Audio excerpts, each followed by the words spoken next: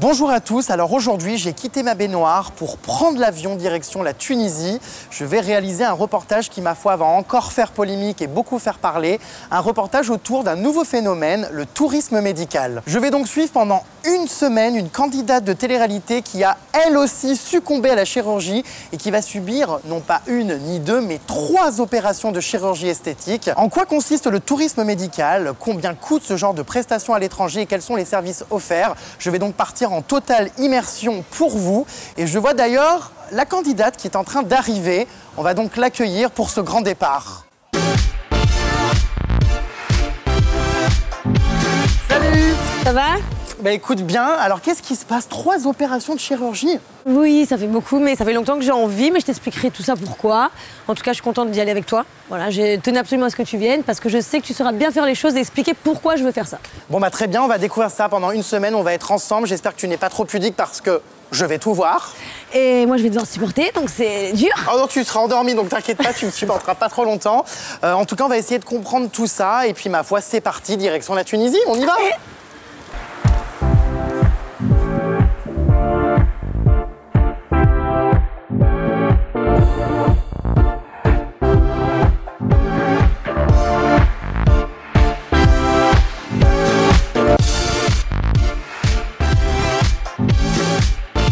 Alors salut Jazz, on se retrouve aujourd'hui en Tunisie pour ma foi ce reportage au sujet de tes opérations. Alors je comprends pas, qu'est-ce qui se passe? Pourquoi 3 opérations de chirurgie? Pourquoi autant? Parce que tout simplement, ça fait 2 ans que je regarde beaucoup tout ce qu'on pense de moi, que ce soit positif ou négatif. Et en fait, on me critique beaucoup sur mon physique. Au début, je passais complètement outre. Et finalement, petit à petit, avec le temps, ça a commencé à me persécuter. C'est allé très loin dans les critiques physiques. C'est pas juste t'es grosse, t'es ci, t'es ça. Tu vois, c'est ouais, t'es pleine de cellulite, t'as un gros cul, il pend, t'as pas de nichon, t'as un gros ventre, t'as une sale gueule. Enfin, je veux dire, moi j'ai tout reçu. Mais genre, limite la femme de Shrek. On m'a décrit, je suis Fiona, la femme de Shrek, quoi. Donc à force, ça devient lourd. Les gens sur Twitter, ils sont horribles, ils sont méchants, ils se rendent même pas compte que tout ce qu'ils écrivent, au final, ça nous atteint. Toute cette petite bande de connards qui existe, ils m'ont persécuté. C'est quand même grave d'être persécuté par sûrement des gosses de 14 ans qui se prennent pour des grands, mais au final, ils ont réussi. Mais alors là, c'est très grave parce qu'à la base, si tu n'avais jamais fait de télé, si tu n'avais jamais, ma foi, lu toutes ces critiques sur les réseaux sociaux, tu ne te serais peut-être jamais remise en question et tu n'aurais peut-être jamais fait refaire ces parties de ton corps. Certainement que je n'aurais jamais fait de chirurgie esthétique si j'avais pas fait de la télé et qu'on m'aurait pas critiqué comme ça, non. Après, franchement, Jérém, je pense que, je sais pas si tu t'en rends vraiment compte à quel point c'est grave, mais j'ai été une fille totalement sûre de moi, avec ma personnalité, grande gueule, je m'assumais totalement, parce que généralement, quand t'es complexé, t'es plutôt dans ton coin.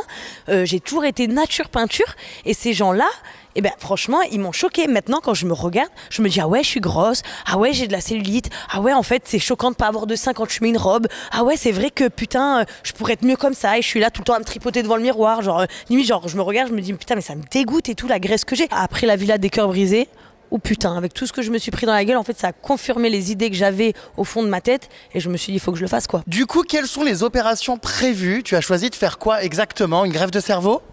Non, ça, je l'ai commandé pour toi, mais... Il n'y a pas de greffe de cerveau dans cette clinique en Tunisie? Non, il n'y en a pas. Une féminité peut-être? Un implant de féminité? Bah oui, en fait, oui. Parce que ça va avec, oui. J'ai décidé de faire ma poitrine, parce que déjà à la base j'avais une très petite poitrine, et en fait avec les grossesses, en fait mes seins ont grossi, et puis redégonflé forcément, et du coup maintenant j'ai une petite poitrine qui tombe. Du coup j'ai vu aussi que beaucoup de gens me disaient tout le temps, mais putain elle met pas de soutien-gorge et tout, mais ouais en fait parce que ils sont moches, moi personnellement je les trouve moches, je les aime pas du tout, ma poitrine, ils tombent, on dirait un peu des gants de toilette, on dirait que j'ai 80 ans quoi, mais ça... C'est quoi ce fantasme autour d'une poitrine énorme comme ça? Toutes les candidates de télé-réalité ont envie d'avoir des obus, ma foi, à trouer des chemises. C'est pas forcément pour avoir une grosse poitrine du tout ou pour être une bimbo, j'en serais jamais une, mais c'est voilà, j'ai envie qu'ils me les remontent un peu pour qu'ils soient plus en place, qu'ils soient un peu plus ronds pour que ce soit plus joli et pour que moi aussi maintenant quand je mette des maillots de bain, quand je suis à la télé, parce que oui, effectivement, les gens ils disent oui, la télé, nanana. Bah oui, en fait, parce que eux quand ils se lèvent le matin, il y a pas 75 000 personnes qui regardent leur gueule, sauf que nous, en tournage, les gens ils regardent leur télé, donc en fait je me dis. Si ton programme a fait 75 000 personnes, il va vite être déprogrammé, c'est un pire échec. Non, mais voilà, j'en sais rien. Combien? 500 000, 600 000. Voilà, je me dis, en fait, tous les matins, il y a 500 000 personnes qui me regardent à la télé. Quoi. Donc c'est en fait ouais, c'est frustrant. Après j'ai décidé de faire une liposuction aussi, ce qui peut choquer parce que voilà, je suis quand même jeune, à 25 ans faire une liposuction oui, enfin au bout d'un moment, excuse-moi, mais il y a quand même du sport et de l'alimentation saine qui peuvent permettre de perdre quelques kilos en trop que je ne vois pas personnellement, mais bon. C'est gentil, mais non, en fait, je suis d'accord avec toi, donc c'est pour ça que sinon, je fais pas une liposuction du ventre, par exemple, parce que c'est quelque chose qui peut se perdre, comme tu dis, en faisant du sport, une alimentation, et c'est ce qui devrait se passer à mon âge. Sauf que moi, par contre, j'ai un truc que j'ai toujours eu, c'est j'ai une culotte de cheval, donc c'est de la graisse qui reste incrustée au niveau entre les fesses et les cuisses. Ça m'a toujours un petit peu dérangé, mais pas en faire un complexe. Sauf que maintenant, quand tout le monde en fait un complexe de mon cul et de ma cellulite, oui, en fait, c'est devenu un gros complexe. Donc, j'aimerais bien que les cuisses de camionneurs deviennent des cuisses de princesse, et histoire que les gens ils arrêtent de me casser les couilles aussi. J'ai décidé de me faire réinjecter la graisse, donc de mes cuisses, dans mes fesses. Alors là, je suis d'accord. Par contre, c'est pas un complexe que j'ai mes fesses, mais c'est juste que comme je me dis qu'on va liposucer mes cuisses, du coup mes fesses risquent d'être vachement larges par rapport à mes jambes. Donc je voudrais qu'ils me les galbent un peu, qu'elles soient plus bombées, en fait, pour que ce soit proportionnel et que ce soit joli. Mais ça, j'avoue que c'est pas un complexe, c'est juste un plaisir que j'aimerais bien avoir. Un plaisir? Bah oui, c'est quelque chose comme quand tu t'achètes une belle veste, tu l'achètes parce que tu as envie d'être beau gosse avec. C'est pareil, moi en fait, je m'offre ma graisse de mes jambes dans mon cul. J'irai pas jusqu'à mettre... C'est un beau cadeau, oui. Alors moi je comprends pas toutes ces candidates comme ça. C'est vrai, de plus en plus qui font de la chirurgie. On a l'impression que vous êtes devenus des bonhommes en pâte à modeler, avec des corps qui évoluent au fur et à mesure des émissions. Est-ce que c'est aussi pour être recyclé dans d'autres programmes et percer dans la télé-réalité? Pour continuer à faire des programmes, ça sera toujours un plus pour moi parce que oui, notre fond de commerce aujourd'hui, c'est notre personnalité et c'est notre physique. Oui, aujourd'hui, quand on n'est pas en tournage, on fait des placements de produits. Et clairement, je pense que si tu es toute dégueulasse et que tes photos sont pourries, les marques ont moins envie de te prendre toi qu'une fille qui a une belle plastique, qui a un beau visage, qui a un beau sourire, qui a une belle poitrine. Enfin, c'est beaucoup plus vendeur. Enfin, c'est de la publicité, quoi. C'est logique. Donc oui. Tu te doutes bien que tu vas être encore, ma foi, au cœur de nombreuses critiques. Est-ce que tu as déjà des réponses à fournir? Clairement, voilà. Moi, cette fois-ci, après mes opérations, les critiques, j'en aurais plus rien à foutre parce que c'est déjà vraiment en partie de ces gros connards que j'en suis là aujourd'hui et qui m'ont rendu mal dans ma peau. Donc maintenant que je vais le changer, je vais le faire exactement comme moi je veux, ça n'existera plus pour moi, toutes ces critiques. Et en plus de ça, tout le monde doit se dire pourquoi tu fais ça en public? Pourquoi tu as contacté Jérém Star pour nanana? En fait, j'ai juste envie de les provoquer et leur montrer ce qui se passe. Il y a beaucoup de filles qui n'assument pas la chirurgie ou il y en a qui n'ont pas envie d'en parler. Moi, aujourd'hui, j'ai envie que aussi le public qui nous aime pas comprenne en fait dans quelle situation ils peuvent nous mettre et je veux assumer. Et surtout, j'ai pas envie pendant un an d'aller dans le mag, d'aller ci, d'aller là et que tout le monde me dit alors, t'as fait de la chirurgie, t'as pas fait de la chirurgie, t'as refait faire quoi? Moi, je vous le dis, je vous le montre.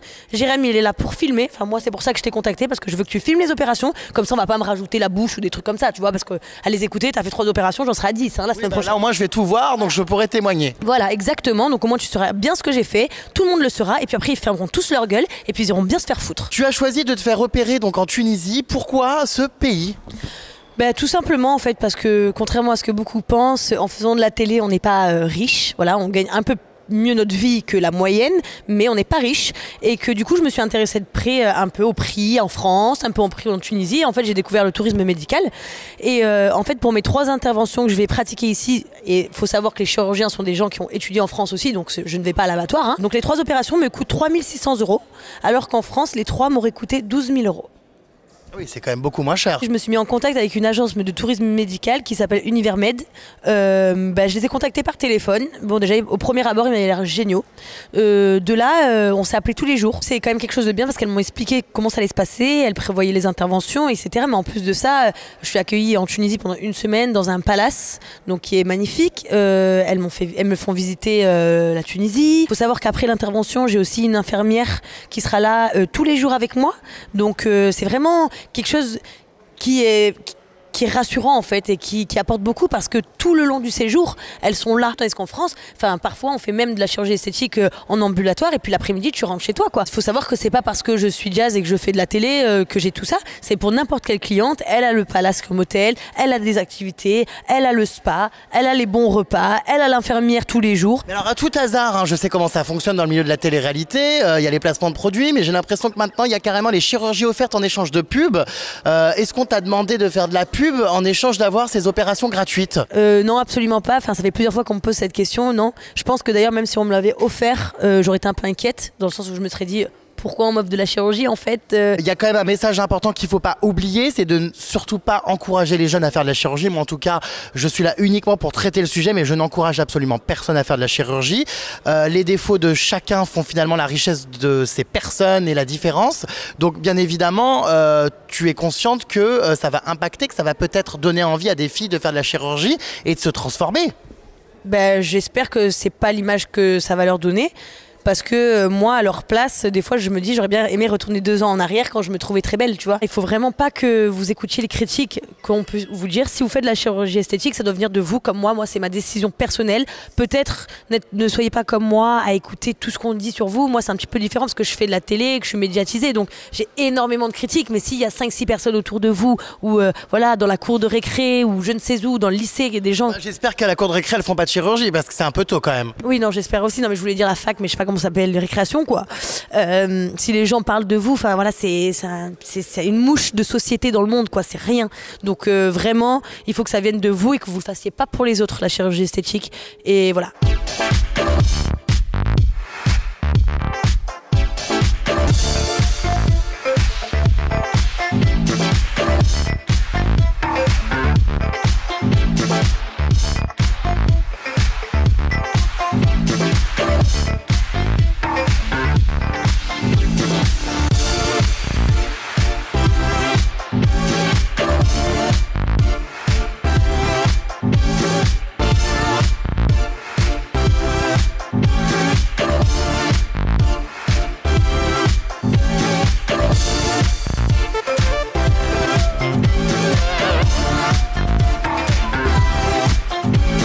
Bonjour Alger, vous travaillez dans l'agence Univermed. En quoi consiste cette agence?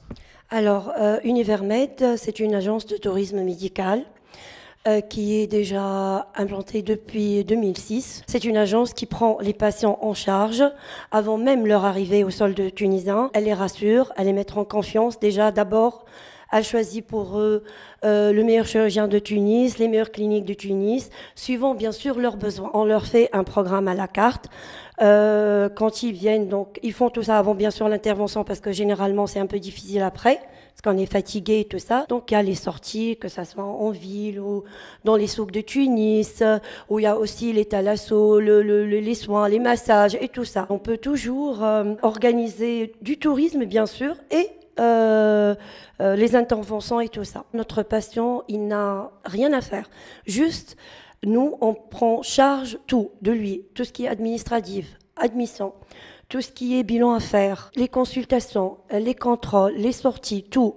Même les soins, que ça soit à la clinique ou en dehors de la clinique. Il y a toujours un infirmier qui va à l'hôtel pour prendre soin d'eux, pour voir pour les injections, pour le changement des pansements et tout.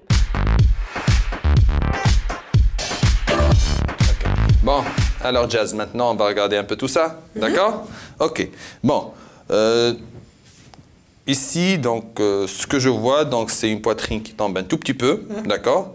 Essayez de mettre vos bras juste au long du corps, très bien, bon. C'est une pseudoptose des seins, c'est-à-dire que ce n'est pas des seins qui sont véritablement ptosés, mais que c'est des seins qui sont de petite taille. Si on augmente leur taille, normalement, les tétons vont être remontés un peu plus haut. D'accord? Donc là, on va mettre ça ici. Voilà, et là, vous allez avoir une idée. Voilà, voilà, c'est à peu près ce... Non, plus gros. Plus gros? D'accord, ok. On va laisser ça en place et on va mettre ça. Ok. Voilà. Il faut mettre un pull par-dessus éventuellement. Est-ce que vous avez un pull moulant? Non. Est-ce que vous pouvez lui prêter votre pull? Attends, mets-toi comme ça. Alors là, là c'est plus gros ici. Oui. Donc ça, c'est avec un t-shirt moulant. Exactement, pour voir un peu la... Écoutez, ça, tu te sens le mieux avec lequel? Bah moi je dirais encore peut-être plus gros. Donc, Plus gros que celui-là? Ouais. Voilà. Alors après ça quoi. Oh c'est pas mal. Parce que comme voilà, il y a quand même le cul, si et ça, je veux pas, tu vois, me dire putain ils sont trop petits quoi. Parce que je le ferai jamais. Je crois que cette taille elle est bonne. Hein. par rapport à votre corpulence, c'est vrai qu'on peut se permettre de mettre des prothèses plus volumineuses, quoi.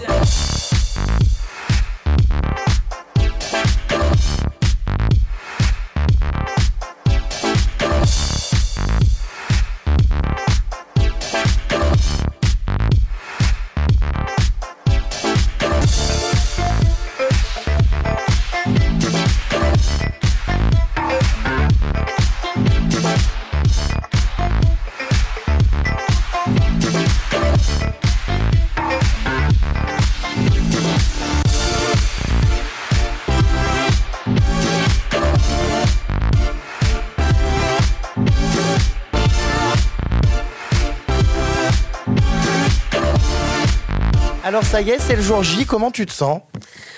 Bah, je suis stressée, j'ai peur. Je me dis que dans 20 minutes, d'ici là, je serai au bloc opératoire, qu'ils vont m'endormir. Déjà, ça me fait trop peur. Et que bah, ils vont me découper, quoi. Donc, bah, ça me fait stresser. J'ai peur que le résultat me plaise pas, ou alors que j'ai trop mal et que la douleur soit insupportable et que du coup je regrette, ou que je me réveille jamais, je sais pas. J'ai vraiment peur. Après, j'avoue que le chirurgien, il m'a beaucoup rassurée parce qu'il est très gentil et il prend le temps de bien m'expliquer, de me rassurer, de me faire rigoler et tout. Donc voilà, mais bon, c'est quand même la première fois que je fais de la chirurgie esthétique, donc c'est évident que quoi qu'il en soit, je sois anxieuse, quoi. En tout cas, bah, j'ai hâte de voir le résultat et de me réveiller, de faire ça. Ok, il y a tout ce qu'il faut. Allez, je me rendors. Voilà. Bon, bah écoute, en tout cas, bon courage. Je serai dans la salle d'opération. Je te cache pas que ça va être, ma foi, un peu spécial à voir. Mais ma présence, ma foi, fera en sorte que tout se passe bien. Je l'espère, merci. Je contrôlerai tout. Bon, tu me donneras ta petite étoile. Parfait. Bah écoute, bon courage. Et puis on se retrouve du coup après l'opération quand tu te réveilleras. Ça marche, à tout à l'heure. À tout à l'heure.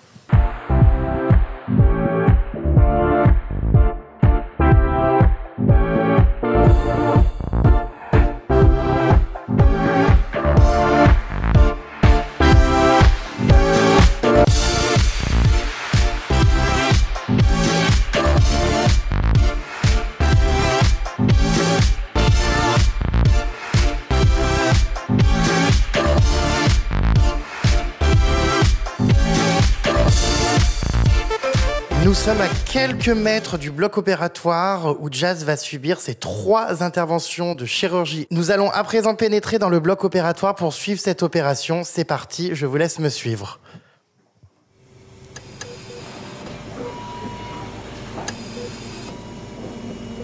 En direct du bloc opératoire, l'opération a commencé depuis maintenant 40 minutes. Les seins sont en train d'être ouverts pour y placer les prothèses. Tout se passe pour l'instant très bien.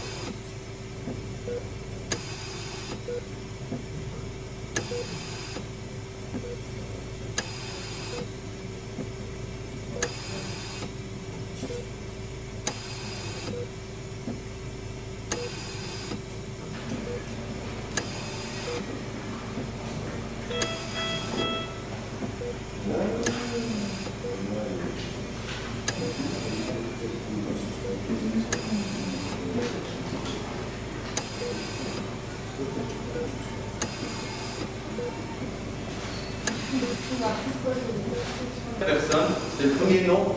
Tapez dans recherche Google. On va faire son droit. Voilà. Allez, je dois un peu de temps. Mais de toute façon, elle a vécu avec ça toute sa vie. C'est à présent la seconde opération, donc la liposuction, avec plusieurs parties du corps qui vont être liposucées. La graisse est recueillie dans ce bocal et va être réutilisée donc pour une injection, le lipofilling, dans les fesses.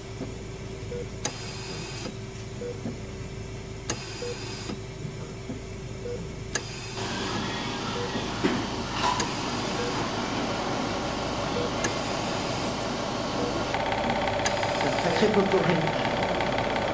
Il fait plutôt, ouais, donc tu pourras recadrer. Ah. Donc lui, c'est le médecin anesthésiste. Et j'aime bien.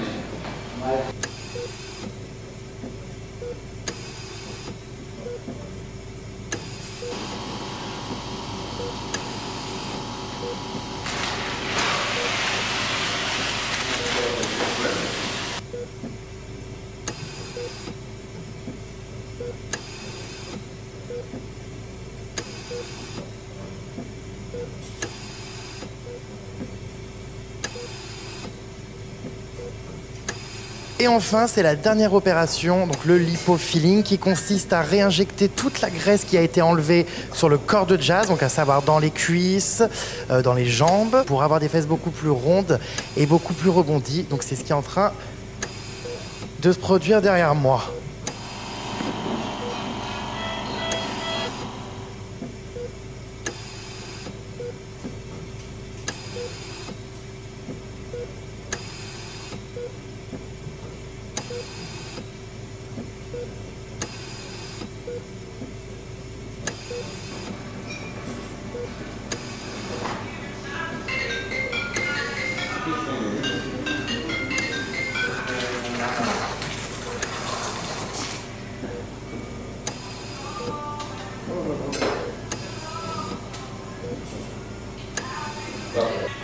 Yannick, s'il te plaît. Merci, super.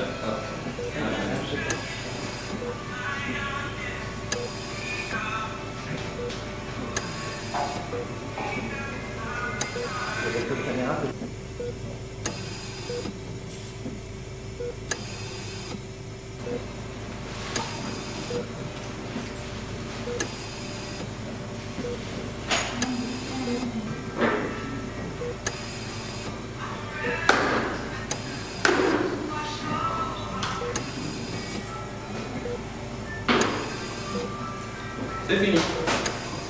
Déjà? Merci, oui.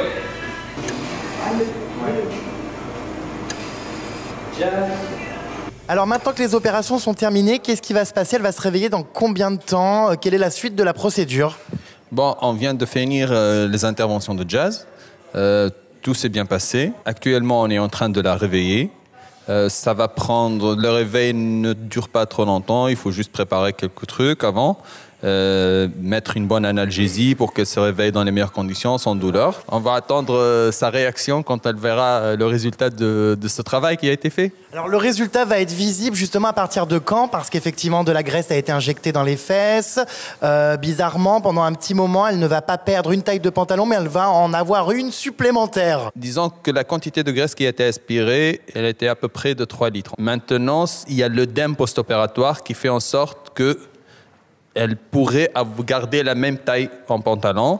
Par contre, avec le drainage après, avec la résorption de cet œdème, elle va voir le résultat doucement. Généralement, le résultat définitif, c'est à partir du 2e mois, même pour la réinjection de graisse. La graisse qu'on injecte, c'est une quantité plus qu'il va en rester après. C'est à peu près 40% plus important que ce qui va rester après. Donc, on a une survie à peu près de 60 à 70% de la graisse.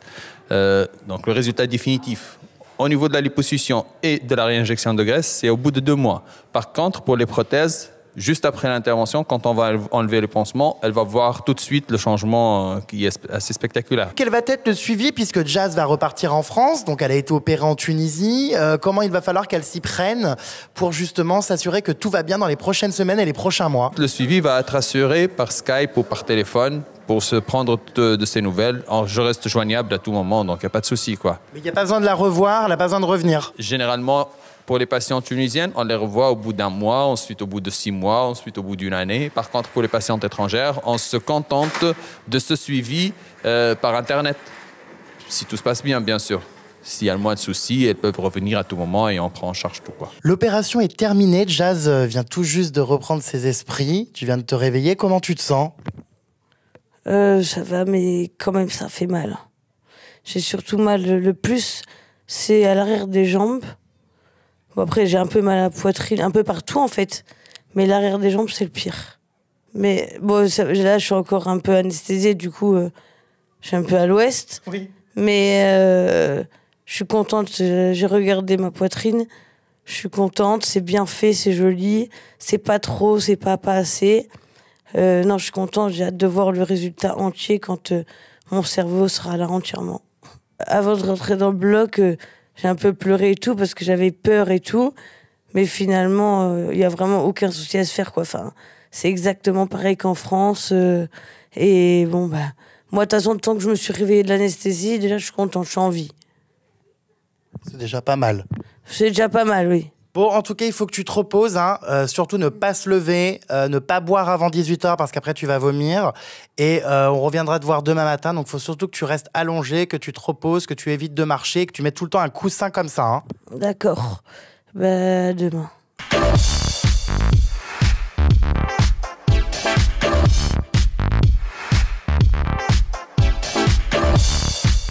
Non, les deux en même temps, en fait. Ok. Aïe. Aïe. Ça va ou pas? Il faut que tu te décales encore un peu plus.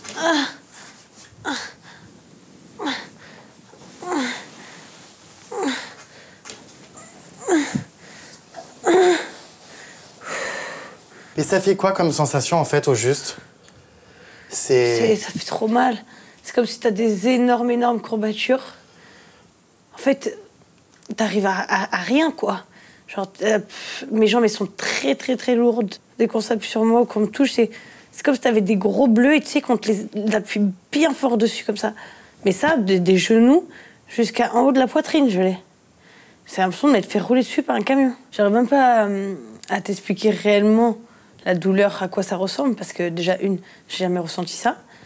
Et ça fait tellement mal que je sais pas, ça s'explique même pas avec des mots, en fait. Aïe. Quoi? J'ai la réputation de ne pas faire mal.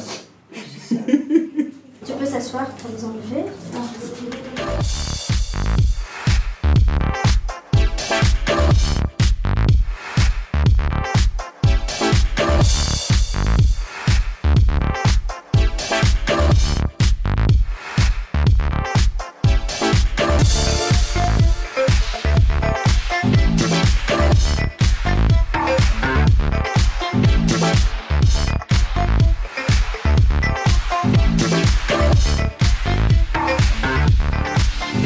Franchement, je suis contente quand même de ce que je vois. Après, j'aimerais bien tout enlever pour voir vraiment et voir surtout si j'ai plus cette culotte là de cheval que je détestais. Bon, j'ai pas l'impression quand je touche, mais j'aimerais bien me voir toute nue, même si je peux pas. Faut que je sois un peu patiente. Mais en attendant, un peu que je vois, ça a l'air bien, quoi. Ça fait corps de sportif un peu. C'est bizarre, ils sont un peu espacés. Et puis à la fois, ils sont gros et pointus. Je sais pas, en fait ça me fait très bizarre parce que j'ai vraiment jamais eu réellement une poitrine, donc ça me fait bizarre de me voir avec des seins, quoi.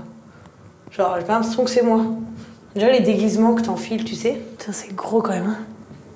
Avant je les prenais dans ma main, et là je couvre juste le devant, quoi.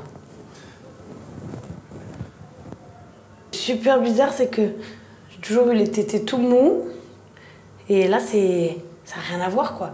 C'est dur, mais à la fois quand même naturel parce que je sens que ça bouge, mais ça fait chelou, quoi. Tu vas avoir un truc tout mou dans la main, c'est